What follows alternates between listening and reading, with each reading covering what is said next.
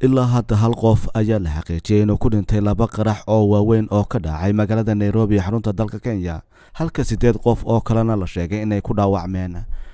dhimashada iyo dhaawacan ka dhashay qaraxyada ka dhacay hodheel lagu magacaabo Duse Hotel Complex oo ku yaala magaalada Nairobi ayaa waxa faahfaahin ka bixiyay mas'uuliyiinta cusbitaalka oo la gaarsiiyay meydadka iyo dadka ku dhaawacmay qaraxa iyo weerarka isxigay ee ka dhacay hodheelkaasi. qaraxan ayaa waxa sheegatay mas'uuliyadiisa kooxda Al-Shabaab ee ka dagaalanta Soomaaliya, kuwaas oo hore weerar uga geystay gudaha dalka Kenya, waxaana ilaa imika gudaha ku jira 4 nin oo hubeysan kuwaas oo la aaminsan yahay inay yihiin dadkii weerarka soo qaaday.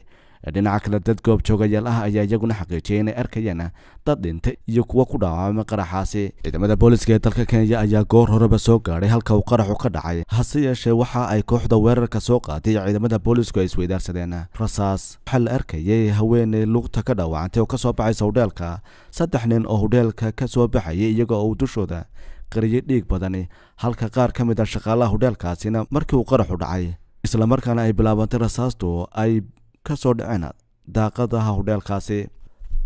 waxa aan maqlayay qarax weyn kadib markii bam lagu soo tuuray gudaha, kadib waxaan aragnay burburka muraayadaha. sidaasi waxaa wakaalada wararka ee Reuters u sheegay Godfrey Otieno oo ka shaqeeya xarun jidhka lagu qurxiyo oo ku taala hodheelkaasi. uu si wada hadalkiisa waxaan xusay inuu isku qariyay meel ilaa intii ay kooxaha gurmadku soo samata bixinayeen. taliyaha ciidamada booliska ee Kenya Joseph Boynet ayaa sheegay in dad badan ay ka soo daadgureeyeen dhismahaasi, yeeshee waxa uu qiray inuu jiro khasaare xooggan. weerarka iyo rasaasta ayaa sii socday ilaa fiidnimadan caawa, waxaana hodheelka agagaarkiisa laga maqlaya dhawaaqa rasaasta iyadoo ay socoto samata bixinta dadka weli ku harsan gudaha hodheelkaasi.